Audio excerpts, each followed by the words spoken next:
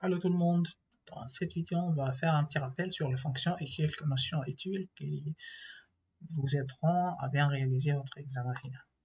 Alors, on va commencer par un programme très simple dans lequel on va afficher un message à l'écran Allô. On lance ce message-là, nous obtiendrons que Allô à l'écran. Si on veut que ce message-là soit affiché 5 fois, tout simplement on peut répéter la même ligne de code 5 fois et ça va nous afficher à l'écran 5 allo. Sinon, puisqu'on a vu le boucle, donc on peut faire une boucle qui va nous faire ça automatiquement. Par exemple, disons for i in range 5. Je supprime toute cette ligne-là, je fais une indentation, puis je lance le code. Alors vous voyez que ça nous a donné le même résultat. On peut aussi ajouter l'indice à chaque impression. D'accord? On peut faire ça. Et ça va nous afficher ça. Si on veut faire une fonction qui va appeler cette partie de code-là et faire, par exemple, 5, ce sera CTRL A. Par exemple, si je veux faire cette partie-là, afficher 5 fois allo, puis afficher ça 4 fois, puis, par exemple, 4 fois bonjour, puis ici afficher 2 fois hi. Ok, donc si je lance ce code-là, donc vous voyez, ça va nous donner donc ce résultat-là, donc ce sera plusieurs allo, puis plusieurs bonjour, puis plusieurs. Juste je lance ce code pour que ce soit plus visible ici. Donc vous voyez 5 fois allo, puis plus ici 4 fois bonjour, et, et après 2 fois. Alors, maintenant donc vous voyez qu'il y a une répétition dans laquelle j'aurai besoin de quelque chose qui va dupliquer un message avec une variable. Donc ça sera le nombre de fois avec lesquelles je dois varier ce message-là.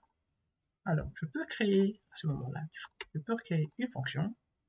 Donc, cette fonction-là, on va l'appeler comme, par exemple, dupliquer message.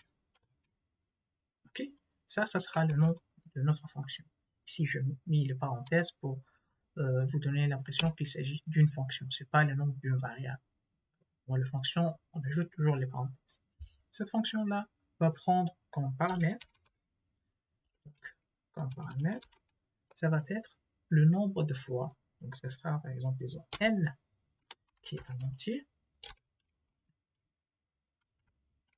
Ici, n, ce sera un entier, qui est le nombre de fois que nous allons répéter les messages. Ok.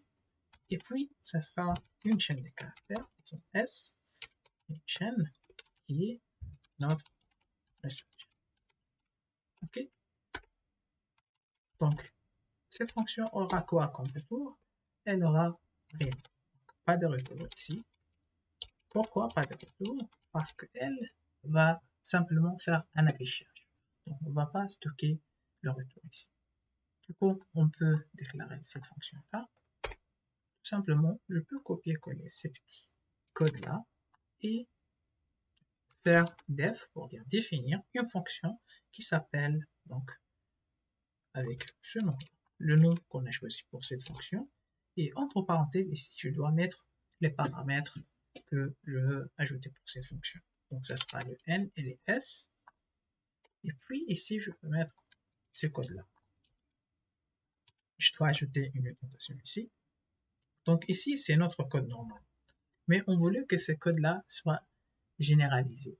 On a dit pour afficher ces trois choses-là. Donc, on voulait que ce soit généralisé. Donc, les paramètres généralisés sont la borne n et le message s. Donc, ici, ça sera notre n et ça sera notre s. Ok? Donc, maintenant, on peut faire, par exemple, pour appeler, donc ici, c'est notre code. Il faut, donc après avoir déclaré cette fonction-là, il faut l'appeler. Je veux commenter cette partie-là pour vous montrer si je déclare simplement la fonction, je lance le code, rien n'apparaît. Donc Pourquoi rien n'apparaît? Parce que je fais simplement une déclaration, une définition, mais je ne vais pas utiliser cette fonction. Pour la utiliser, il faut copier son nom, et puis ici, donc en faisant cet appel-là, j'utilise au lieu de n, par exemple, pour le premier message, ça sera 5, donc 5 fois allo. D'accord? Et après, ça sera, par exemple, 4 fois bonjour, puis 2 fois hi. Et je lance ce code-là. Alors, ici, terminal.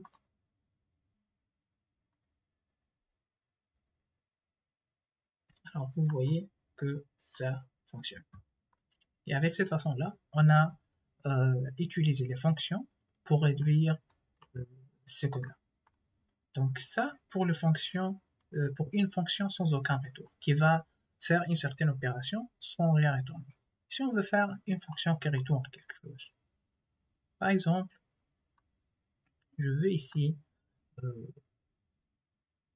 commenter tous ces codes-là et vous faire une simple fonction. Par exemple, si je fais a égale 7, b égale 8, je fais c égale a plus b. D'accord? Maintenant, je fais print c. Ok? Je lance ce code-là. Ce que je vois que c, ça sera la somme. Donc 7 plus 8. Maintenant, cette fonction-là, c'est une simple somme. Ce que je peux faire, je peux définir une fonction qui va se nommer ça comme étant fonction d'addition.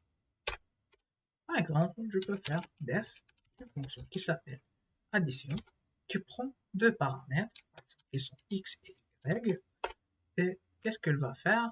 Donc, cette fonction-là va retourner la somme x plus y. Donc, pour faire un retour, il faut utiliser le return, et ici, je peux faire x plus y. D'accord? Donc, maintenant, comment utiliser cette fonction-là? Pour l'appeler, comme dans cette façon-là, je peux faire c égale addition de 7 et 8. D'accord? Et après, je peux faire print c. Ok? Je lance ce code-là.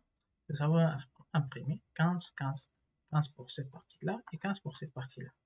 Donc, je peux faire ici, je peux changer ça. Je peux mettre A, B ici. Ça donnera la même chose. Je peux aussi, donc je veux me débarrasser de cette partie-là. Okay.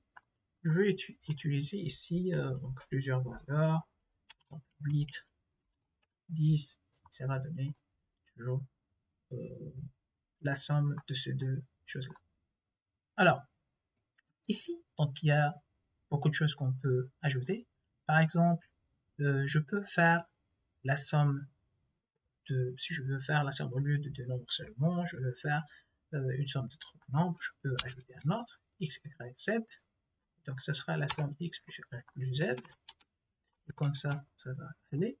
Et je veux, par exemple, mettre z comme